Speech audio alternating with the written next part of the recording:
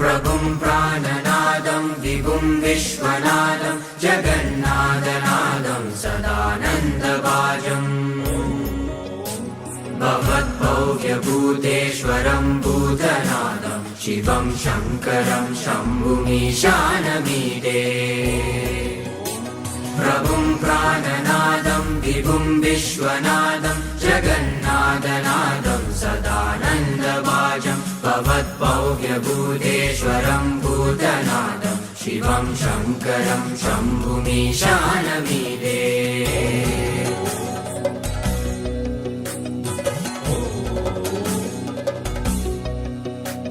गले रुन्दमालं तनौ सर्पजालं महाकालकालं गणेशादिपालम् जटाजूटगङ्गोत्तरङ्गे विशिष्यं शिवं शङ्करं शम्भुमीशानमीडे गले रुन्दमालं तनौ सर्पजालं महाकालकालं गणेशादिपालं जटाजूटगङ्गोत्तरङ्गे विशिष्यं शिवं शङ्करं शम्भुमीशानमीडे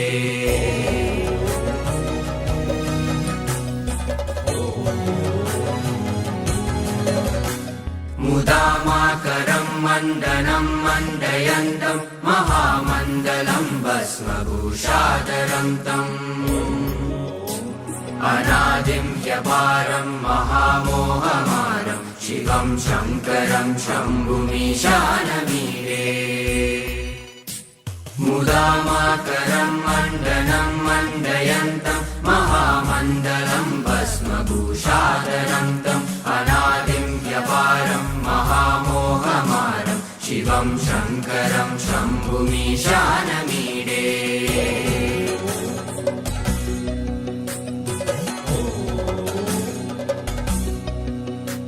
वटादो निवासं महाट्टाट्टहासं महापापनाशं सदा सुप्रकाशम् गिरीशं गणेशं सुरेशं महेशं शिवं शङ्करं शम्भुमीशानमीडे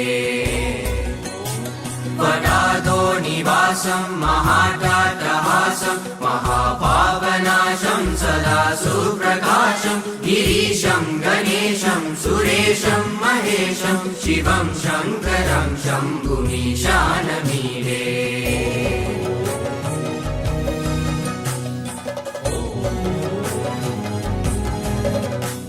गिरीन्द्रात्मजा सङ्गृहीतार्थदेहं गिरौ संस्थितं सर्वदा सन्निगेहम्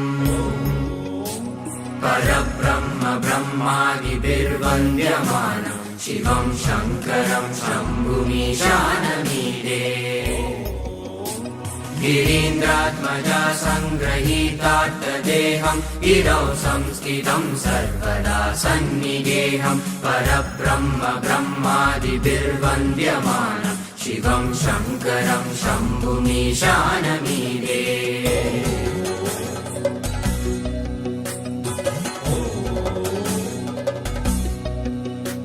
कपालं त्रिशूलं कराभ्यां ददानं पदाम्भोजनं रायकामं ददानं बलिवर्धयानं सुराणां प्रदानं शिवं शङ्करं शम्भुमीशानमीडे कपालं त्रिशूलं कराभ्यां ददानं पदाम्भोजनं रायकामं ददानं बलिवर्धयानं सुराणां प्रदानं शिवं शङ्करं शम्भुमीशानमीडे